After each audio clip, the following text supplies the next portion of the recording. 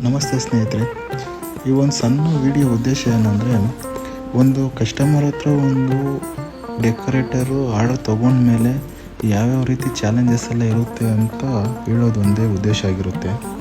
ನೋಡಿ, ಒಂದು ಆರ್ಡರ್ ತೊಗೊಂಡ್ಮೇಲೆ ಅದಕ್ಕೆ ಬೇಕಾಗಿರೋ ಪ್ರಾಪ್ಸೇ ಆಗಲಿ, ಮೆಟೀರಿಯಲ್ಸೇ ಆಗಲಿ, ಫ್ಲವರ್ಸೇ ಆಗಲಿ ಯಾವ್ಯಾವ ರೀತಿ ಇರುತ್ತೆ ಅಂತ ನಾವು ಪ್ಲ್ಯಾನ್ ಮಾಡಿ 1 ವೀಕಿಂದ ಆ ಪ್ಲೇಸ್ ತೊಗೊಂಡು ಬಂದಮೇಲೆ ಈ ಥರ ಎಲ್ಲ ಕಾಣಿಸುತ್ತೆ. ನಿಮಗೆ ಈ ಥರ ಎಲ್ಲ ಇರುತ್ತೆ. ಏನೇನು ವರ್ಕು, ಲೇಬರ್ಸೇ ಆಗಲಿ ಎಲ್ಲ ರೆಡಿ ಮಾಡಿಕೊಂಡು ಆ ಒಂದು ದಿವಸಕ್ಕೆ ಬಂದಮೇಲೆ ಈ ಥರ ಇರುತ್ತೆ ಅರೇಂಜ್ಮೆಂಟ್ಸು.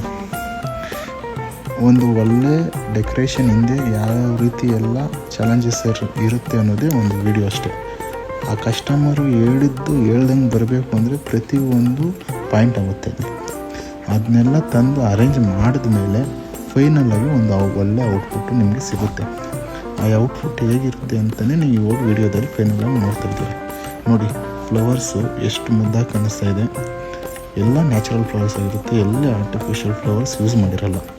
ಬೇಡಲ್ಲಿ ಬೇಕಾಗಿರೋ ಗಾರ್ಡ್ಲೈನ್ ಸಮೇತ ನಾವು ಖುದ್ದಾಗಿ ಡಿಸೈನ್ ಮಾಡಿ ನಾವು ಪ್ರೊವೈಡ್ ಮಾಡಿರುತ್ತೆ.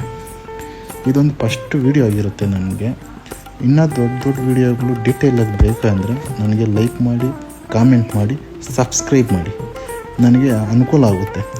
ಡೀಟೇಲಾಗಿ ಬೇಸಿಕ್ ಟು ಫೈನಲ್ವರೆಗೂ ನಾನು ವಿಡಿಯೋ ಮಾಡೋದು.